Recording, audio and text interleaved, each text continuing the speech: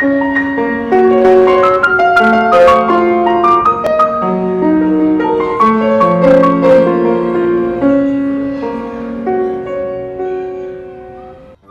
është muzikë ndaj notat e saj duhen luajtur me shumë kujdes. Kështu e nisën fushatën sensibilizuese për parandalimin e kancerit të gjirit Autoriteti Shëndetësor Rajonal i Tiranës me mësuesit e Liceut Artistik Jordan Misja. Këtë vit target grupi më prioritar janë mësuesit mbi 50 vjeç, pasi kjo moshë është më e riskuar nga prekja e sëmundjes që po përhapet me shpejtësi. Por nuk bëjmë përjashtim as moshat e reja, pasi sipas onkologut Ilir Shefalia, është ulur mosha e femrave që janë prekur nga kanceri i gjirit. Do t'ju rekomandoja të gjithëve, domethënë që edhe me fëmijët, me të afërmit, me familjarët, me shokët dhe me shoqe, ta promovoni këtë sepse kemi patur raste të kancerit të gjirit në moshat 16, 17, 18 vjeçare.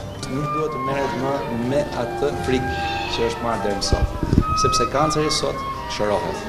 Dhe është gjithmonë sa më herët ta kapim në stadin sa më të hershëm ta kapim, atëherë mundësia për të shëruar nga kanceri dhe për të mos vdekur nga kanceri është shumë e madhe.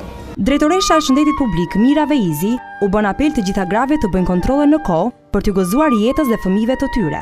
Nëse ju bashkë me mua do ta dëgjonit me shumë vëmendje muzikën e asaj zemrës vogël që bëri aty, me thënë vërtetë mua më rrugjet mishi. Po sikur unë pa vetdijen time, pa kontrollin tim, pa ndërgjegjësimin tim, të lë ata fëmijë të rrugëve. Për çfarë? Për hiç gjë. Pa lek, pa gjë, thjesht për t'u parë. Mësuesit i Liceut Artistik në Tiranë u shprehën se kontrollet për identifikimin e kancerit të gjirit janë të nevojshme dhe se ato vetë do të bëjnë mamografi gjatë këtij muaji. Po, patjetër, kjo e sotmja ishte informuese për mua dhe për gjithë tjerët, po jo se unë kam për herë të parë një ekzaminim tillë, vetë mosha në të cilën unë ndodhem është moshë delikate, kështu që unë deri tani jam ekzaminuar me ekografi. Më ka ardhur momenti të bëj dhe mamografin dhe më kënaqësi do shkoj, jo vetëm që është periudha, por se duhet bërë.